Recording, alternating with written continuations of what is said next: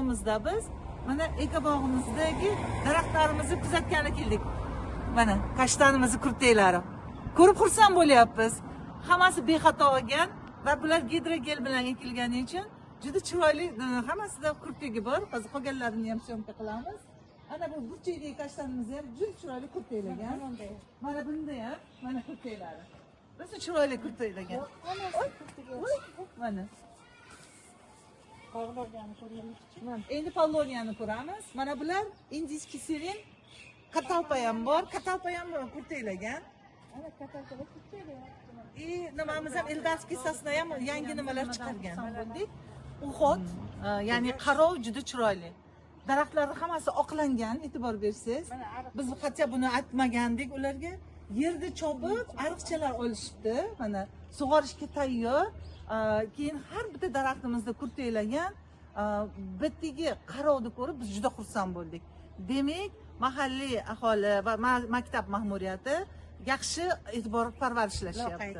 Va Nilufar 3 kun seminarda qatnashdim ushbu loyihada. Men mana shu bog'ni tashkil etishga yordam berdim. Bog' juda ham chiroyli va ko'rkam chiqdi. Xursandmiz. Hududida barpo etilgan eko bog'imizda hozirgi kunda juda ham chiroyli daraxtlar ekilgan. Daraxtlarimizga qo'ldan kelgancha mana chiroyli qilib ishlov beryapmiz. Bahor kelganini sezib taglariga ishlov berdik, oqladik. Mana hozirgi kunda daraxtlarimiz ham chiroyli bo'lib, kurtaklagan, gullashga tayyor. Hozir barcha daraxtlarimiz qarovlarni qilyapmiz. Xudo xolasa, qishloq aholisi ham bunga yaxshi qiziqish bildirishyapti.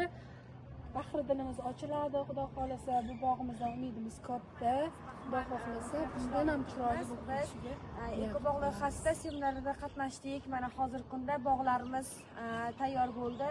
Hozirgi kunda ko'chadan o'tgan har bir odamni bu bog'ni ko'rib, daraxtlarni ko'rib, ko'ngli yangraydi, ya'ni ko'ngli ochiladi, ko'rib xursand bo'ladi. Bu yerda bolalarimiz o'ynaydi. Bizdan keyingi yosh avlodlarimiz uchun ham bu daraxt bir kun, 2 kunlik yoki 1-2 yillik daraxt emas, hammasi manzarali daraxtlar kelajagimiz uchun kerak bo'ladigan, ya'ni odam o'tganda ko'ngli yorishadigan daraxtlar bo'ldi. Ko'rgan odamni bahri dili ochiladi. Hali hadimiy bular gullasa shunaqa chiroyli bog'lar bo'ladi. Mana hozirgi kunda seminarlarda qatnashdik, ishlayapmiz, parvarish qilyapmiz. O'zimiz uchun o'zimiz kelajagimizni yaratyapmiz.